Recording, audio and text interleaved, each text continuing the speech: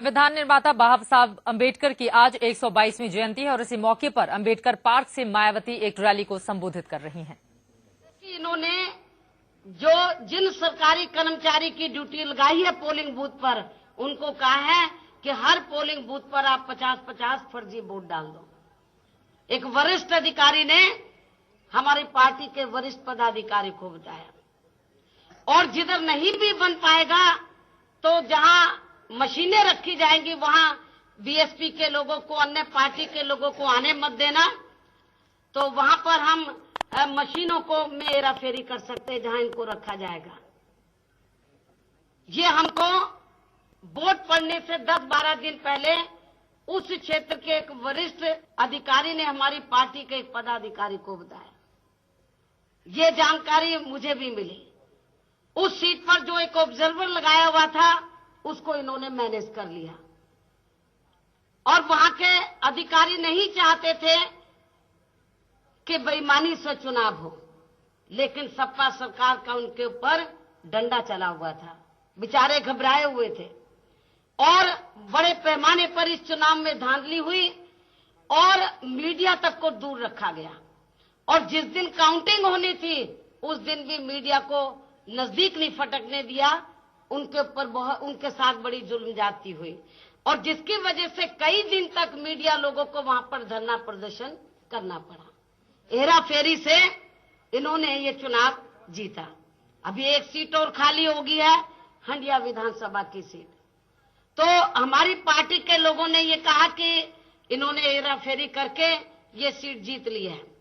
तो हमने ये फैसला लिया कि इस सरकार के रहते हुए हम कोई बाई इलेक्शन नहीं लड़ेंगे, लेकिन फिर भी हमारी पार्टी के लोगों का ये कहना है कि 1-2 चुनाव और हम बाई इलेक्शन वाले जरूर लड़ेंगे, ताकि जो भाटपार रानी में हुआ है हम 1-2 और चुनावों में इनकी ये जो बेईमानी को देखना चाहते हैं, किस प्रकार से ये लोग बेईमानी करते हैं।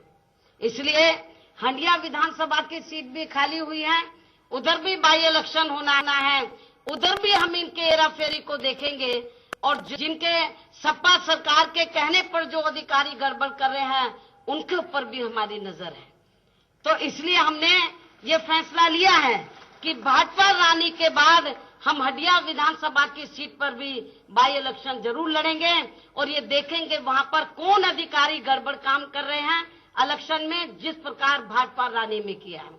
और यदि उधर भी ऐसा गड़बड़ हुआ तो मैं आपको ये बताना चाहती हूँ, जब उत्तर प्रदेश में बीएसपी की सरकार बनेगी और सपा के कहने से जो अधिकारी लोग गलत काम कर रहे हैं, तो इन दोनों बाई इलेक्शन की फिर वहां पर हम जांच कराएंगे, ठीक ढंग से जांच कराएंगे, और जो भी दोषी होंगे उनके खिलाफ फिर सख्त से सख्त कार्रवाई की जाएगी। इसके अलावा आप लोगों को ये भी मालूम है कि इस वर्तमान सपा सरकार में बड़े पैमाने पर हर फील्ड में, हर क्षेत्र में अपराध भी बढ़े हैं, और कानून व्यवस्था हर स्तर पर काफी ज्यादा चरमरा गई है, खराब हो चुकी है। अर्थात यहाँ इस सरकार में खुलेआम सपा के गुंडों, बदमाशों, माफियाओं एवं अराजक तत्वों का एक प्रकार से राज चल रहा है। हमारी मां बहनें सुरक्षित नहीं है। समाज के हर वर्ग के लोग त्राही कर रहे हैं।